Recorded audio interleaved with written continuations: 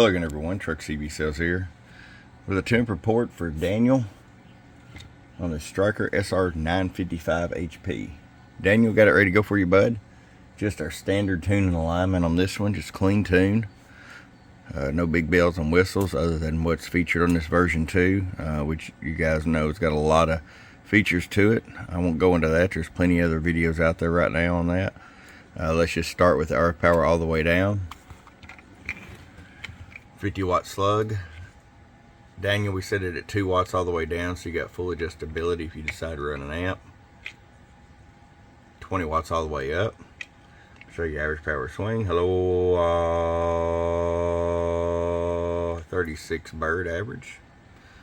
100 watt slug PEP power. Hello, 1 2 1 2 1 2. Hello, hello, hello. 82 watts. Roll it all the way down. 2 watts. Hello, hello, hello, hello, hello, hello, hello, hello. Still 82 watts. Want to talk some sideband? Let's go ahead and show you what it do on sideband. Hello, hello, hello, hello, hello, hello, hello, hello. You can roll it down to 6 watts there if you want to drive an amp. Hello, hello, hello, hello, hello, hello, hello, hello, hello, and 80 all the way up.